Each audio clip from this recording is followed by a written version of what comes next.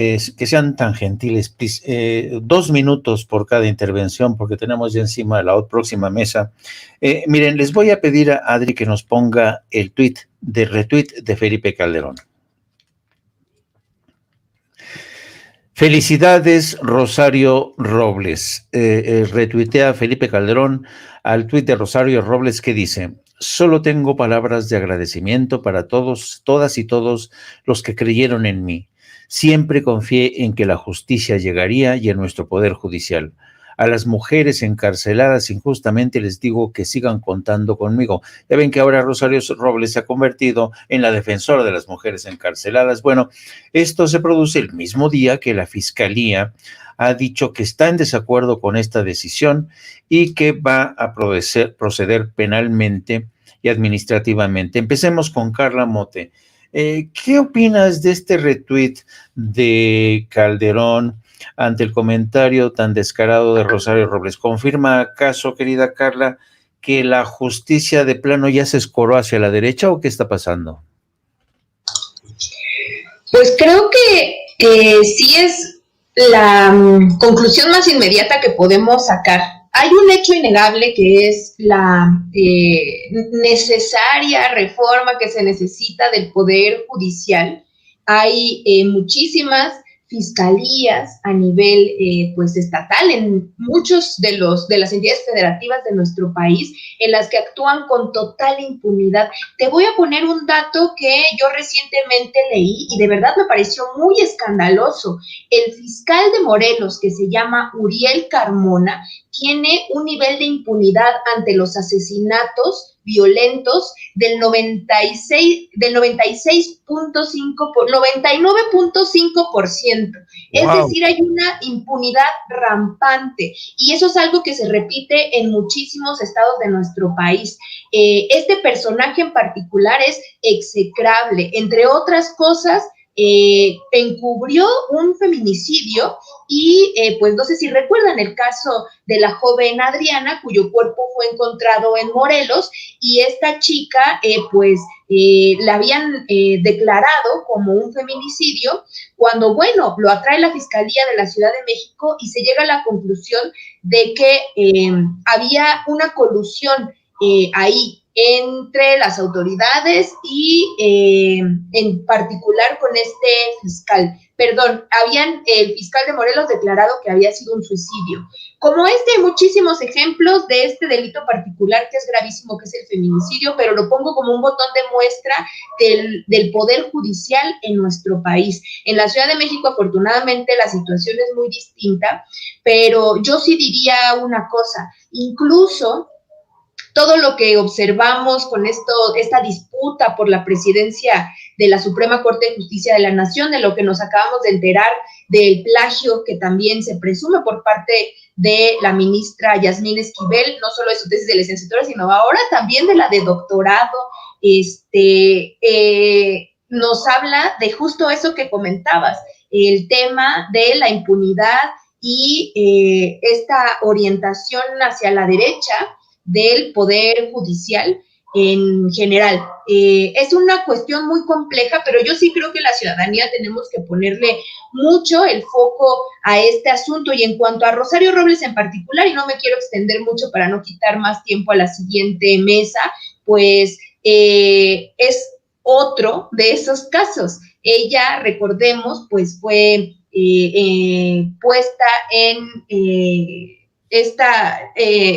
sin la sentencia, pues, estaba en la cárcel durante su proceso por la estafa maestra. No es poca cosa, fue un desfalco al erario escandaloso. Entonces, bueno, lo que estamos viendo ahora es esto, y ahora que Felipe Calderón celebre este acto de impunidad, a mí me parece que, como lo sigo diciendo, es de un cinismo rampante de este personaje que ojalá nunca hubiéramos tenido en la presidencia, que llegó a través de un fraude, que costó muchísima sangre a nuestro país y que desafortunadamente sigue con estas intenciones de influir en la política mexicana, no nada más él, sino también pues a través de su esposa Margarita Zavala, quien es diputada federal. Es terrible. Yo lo que observo es que el PAN ya está deslindándose de Felipe Calderón, lo veo aislado, después sobre todo de lo de García Luna, pero toda esta situación es terrible y yo creo que hay que ponerle el foco a eso, apostarle a una reforma profunda del Poder Judicial. Muchas gracias. Y querido José Alfredo, tú ya dijiste que de plano que el aparato de justicia, como también decía Paco Cruz, se han convertido en la oposición. Este aplauso a la distancia de Felipe Calderón, que se ha convertido en una especie de viene, vas bien, ministra, va bien el aparato de justicia, esto nos sirve a todos nosotros. Es escandaloso, ¿no?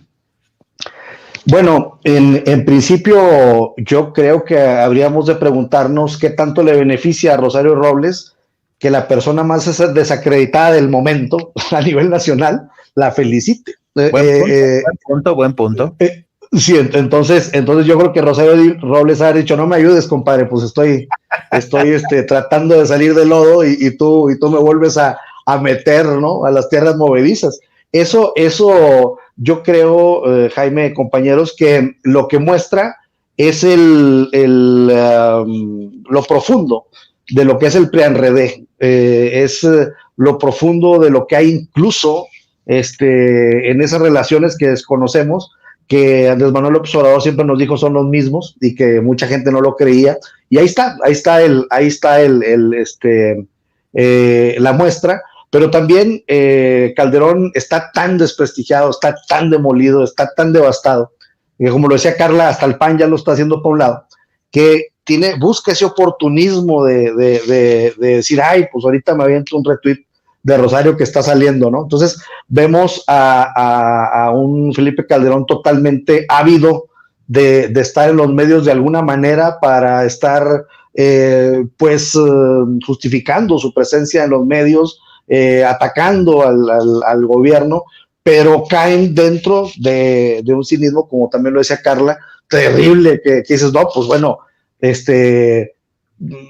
como si un delincuente te felicitara la salida de otro delincuente. O sea, es absurdo, es algo gravísimo, y todo eso pues con la anuencia, seguramente, posiblemente, de lo más alto del Poder Judicial Federal, porque pues son casos que no lo resuelve un juez ahí abajo y la autonomía de los jueces, etcétera. No, yo siento que esto es una línea, y yo siento que esto pudo haber sido de que antes de que se tomara protesta por parte de la presidenta, pues le pusieron ahí una serie de casos de que, mira, pero pues sí te podemos apoyar, pero mira, está este, a ver cómo le vamos haciendo, ¿no?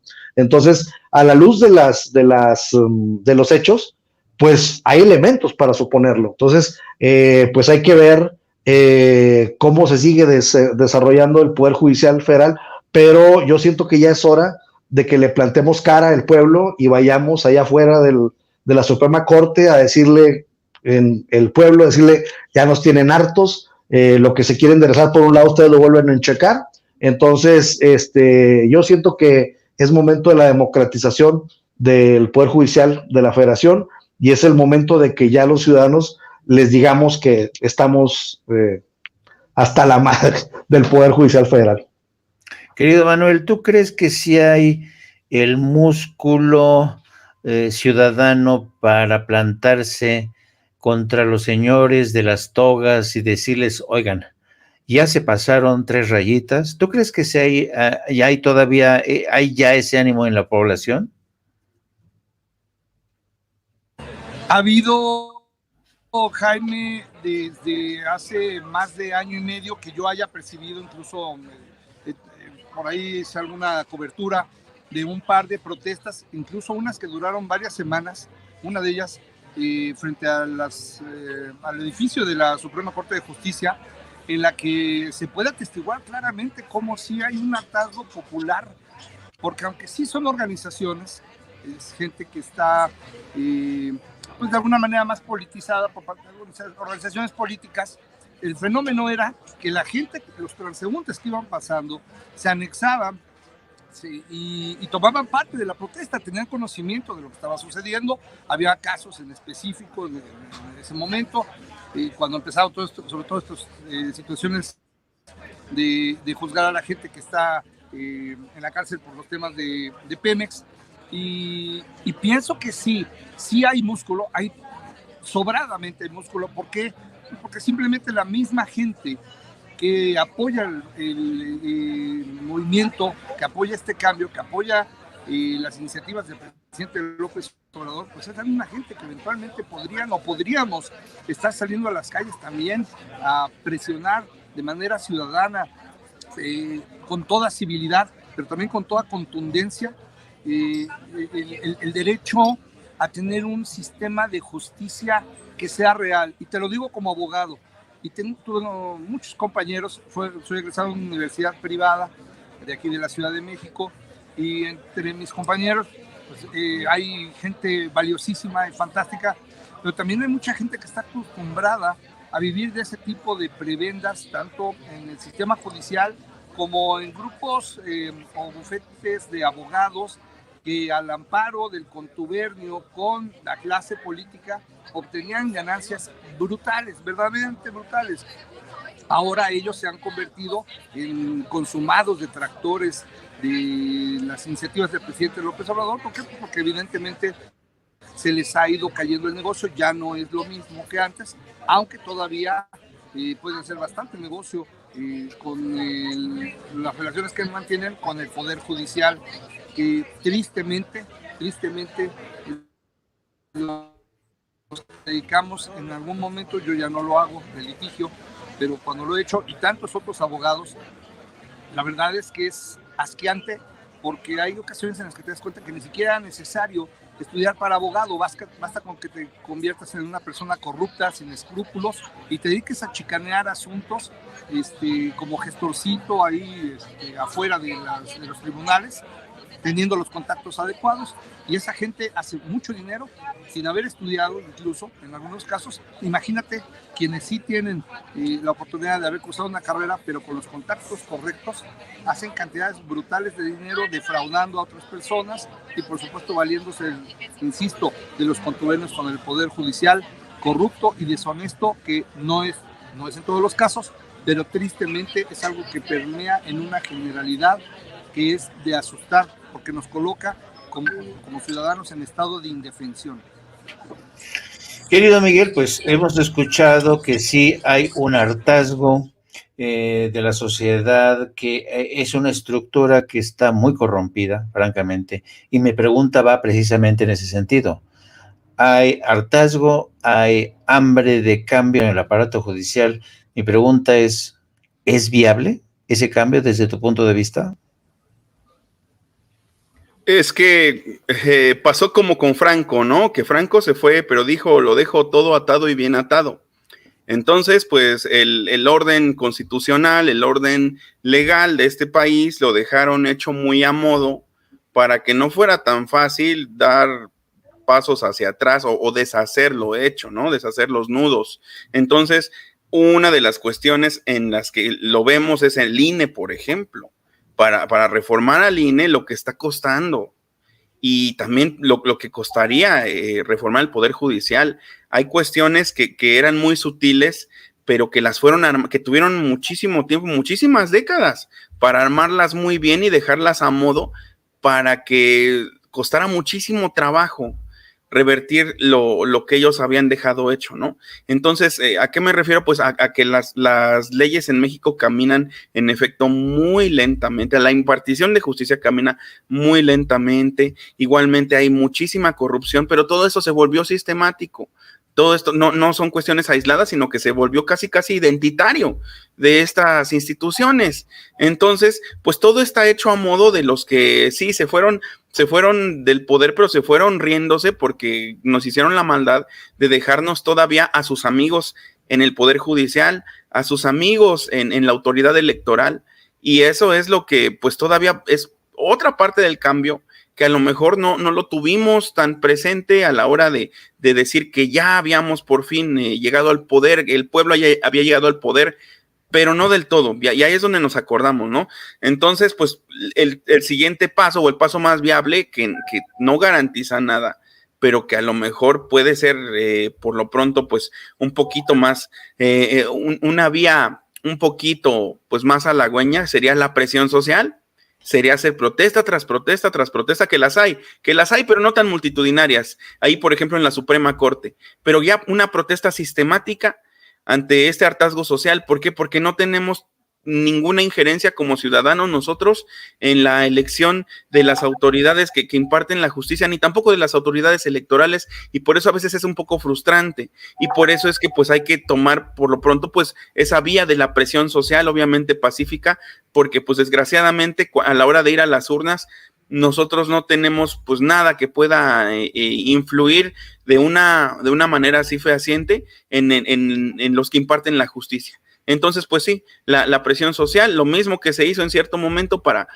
articular un gran movimiento de izquierda, pues es a lo mejor lo que nos puede ayudar a revertir todo lo que está hecho a modo de la oligarquía en estas instituciones que muy convenientemente para estos fines resultan ser intocables. Así es. Bueno, amigos, pues ha sido un placer. Y ahora sí, la última ronda, queridos amigos.